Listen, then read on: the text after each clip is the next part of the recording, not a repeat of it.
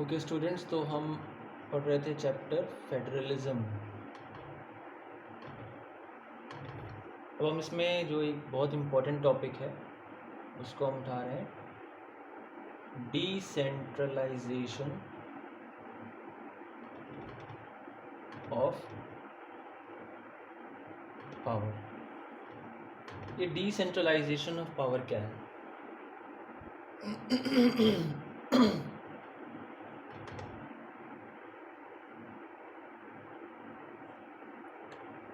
Decentralisation का मतलब होता है डिस्ट्रीब्यूशन ऑफ पावर, यानी एक बिगर यूनिट से पावर को स्मॉल यूनिट्स में यानी कंस्टिट्यूएंट यूनिट्स में पावर को डिस्ट्रीब्यूट कर देना। That is decentralisation of power. अभी हम पहले देखते थे कि जब राजा महाराजाओं का समय था, किंग हुआ करता था और किंग के पास अपनी सारी पावर होती थी। वो जिस चीज़ को चाहे वो जैसे भी वो मैनेज करता था, वो सारे डिसीजन वही लेता था। अब लेकिन यहाँ पे क्या होता है, डिसेंट्रलाइजेशन में जो पावर का डिस्ट्रीब्यूशन सब यूनिट्स में हो जाता है, डिफरेंट जो स्मॉलर यूनिट्स हैं उसमें पावर का डिस्ट्रीब्यूशन हो जाता है। तो that is decentralisation of power.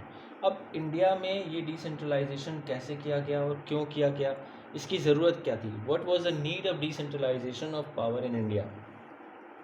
तो हम जानते हैं कि हमारे यहाँ बहुत सारे ऐसे स्टेट्स हैं जो कि पहले हमने शुरुआत में देखा था कि हमारे यहाँ 2 टियर गवर्नेंस का था, 2 टियर ऑफ गवर्नमेंट था जिसमें कि हम सेंट्रल गवर्नमेंट और स्टेट गवर्नमेंट की बात करते थे कि मेन सेंट्रल गवर्नमेंट है, उसके बाद उसकी जो सब यूनिट है यानी जो लोअर लेवल है वो है स्टेट गवर्नमेंट का। और ये दोनों के अपने अपने राइट्स होते हैं, अपने अपने सब्जेक्ट्स हैं, जिसमें हमने यूनियन लिस्ट, स्टेट लिस्ट और कॉन्करेंट लिस्ट की बात की, रेजिडरी सब्जेक्ट्स की बात की। तो हमारे यहाँ बहुत सारे ऐसे भी स्टेट्स हैं, जैसे महाराष्ट्र है।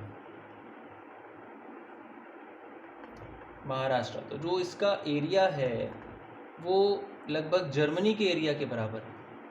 अब जर्मनी पूरा एक बड़ा कंट्री और कहाँ महाराष्ट्र सिर्फ एक स्टेट, इंडिया का स्टेट। तो यहाँ पर हम देखते हैं कि कैसे इन चीज़ों को, जो हमारे इश्यूज़ हैं लोकल लेवल पे इश्यूज़ हैं, उसको कैसे हैंडल किया जाएगा। सेंट्रल गवर्नमेंट की अपनी रिस्पॉन्सिबिलिटीज़ हैं, अभी हमने यूनियन लिस्ट की बात की। State government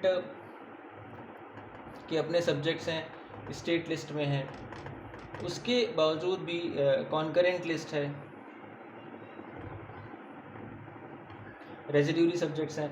but local level पे आके, काफ़ी नीचे आके, अब हमारे यहाँ सैनिटेशन प्रॉपर नहीं है या वाटर सप्लाई नहीं,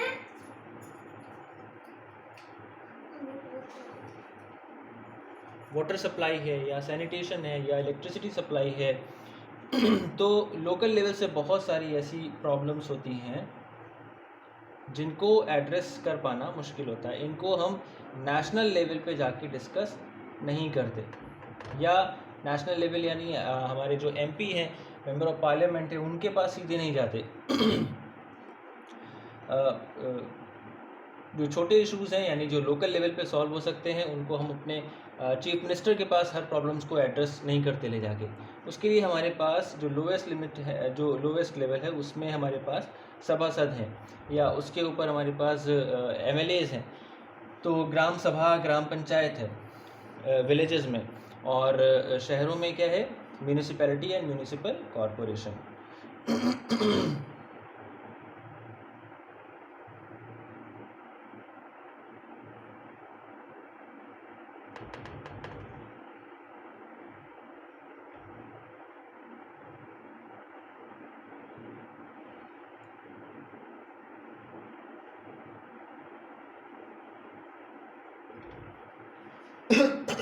तो ये 3rd टियर की ज़रूरत इसलिए पड़ी क्योंकि हमारा जो कंट्री है वो बहुत वास्ट है, बहुत एरिया बहुत बड़ा है, पॉपुलेशन बहुत ज़्यादा है। आज के डेट में 130 करोड़ से ज़्यादा की पॉपुलेशन हो चुकी है, और उसको बेटर मैनर में मैनेज करने के लिए, लोगों के जो ग्रीवेंसेस हैं, जो प्रॉब्लम्स हैं, उनको सॉर्ट आउट करने के लिए जो 2 टियर लेवल था, यानी सेंट्रल गवर्नमेंट और स्टेट गवर्नमेंट का, उससे आगे बढ़ के सोचने की ज़रूरत थी।